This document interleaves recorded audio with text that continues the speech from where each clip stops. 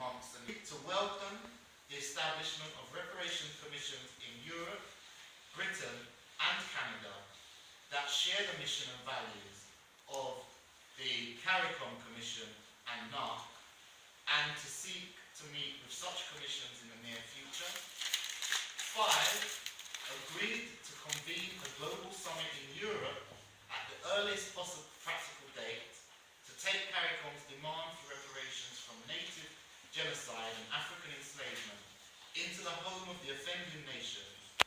In addition, it was agreed that a global summit of reparations commissions and aspiring bodies be convened in the Caribbean in 2017. 6. Called upon the CARICOM heads of government to proceed urgently with the recommendation that the slave-owning and slave-trading European nations be invited to attend an intergovernmental reparatory justice summit in 2015. 7. Recognise US Congressman John Conyers Jr. as the champion of the reparations movement, as the consistent sponsor of HR 40, the reparations study bill in the US Congress, and urge the Congressional Black Caucus, major human civil rights, faith, labor and civic organizations in the USA to support the global reparations movement. Declared a decade for reparations, and in that context applauded the General Assembly of the United Nations on the Declaration of 2015-2024 as a decade of people for African descent, which should advance the demand for reparations. The summit expressed strong support for the decade's program of activities. It also called on member states of the UN to officially launch the decade. The summit further applauded UNESCO for its continued support of the Slave Rights Project and the General History of Africa project. 9. Applauded the government of Brazil for declaring mandatory the study of African history and culture at all levels of the educational system in that country, and called on all countries with African descendant populations to do likewise, and also to recognize the validity of traditional African spiritual and religious systems. 10. Called on the global reparations movement to develop sustainable funding strategies, and called on the international community to work towards a 21st century new moral order for sustainable development in which reparatory justice is an integral component. So those are the resolutions. I think, how many people have got copies of this? I think there were about others have a global reparations commission. And so the movement around developing national commissions is to establish a global commission. Now, the energy around the global commission is about, one of the things that was related is that the Caribbean heads of state have been experiencing a lot of diplomatic aggression since launching the CARICOM Commission.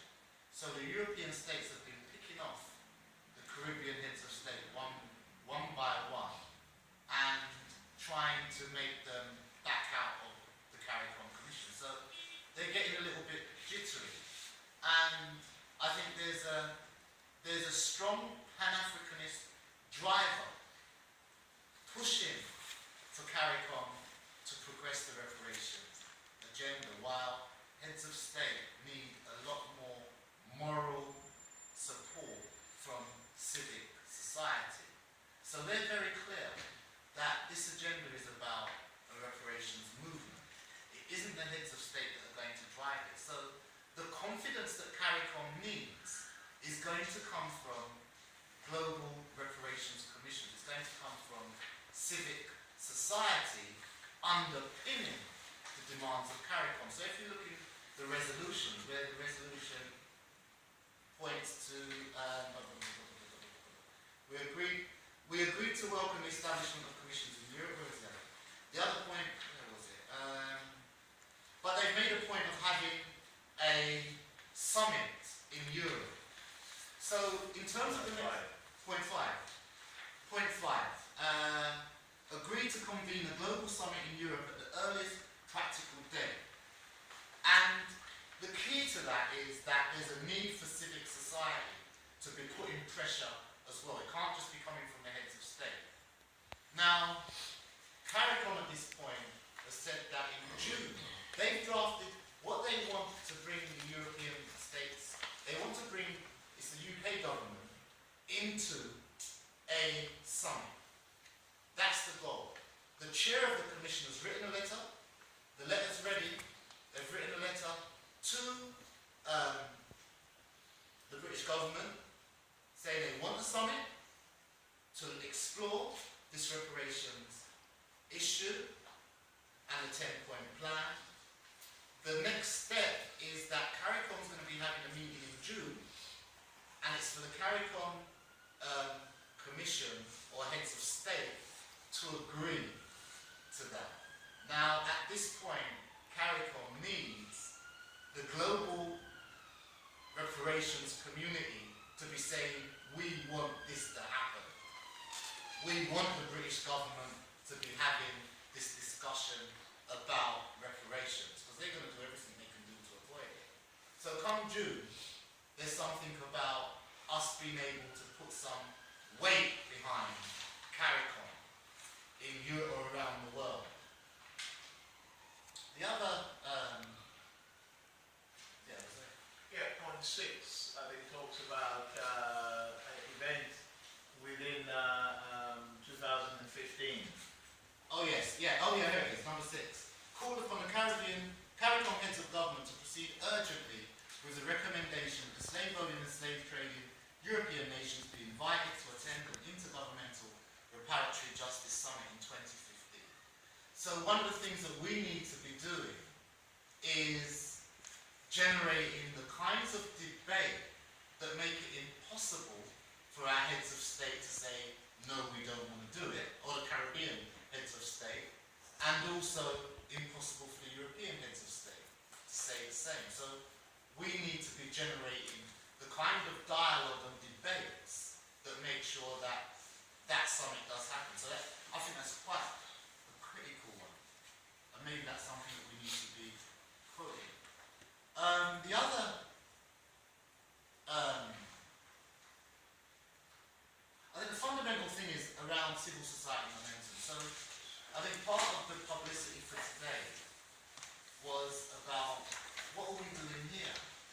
So we established the commission before the American Commission. We established our commission at the beginning of this year, and we've been meeting every week.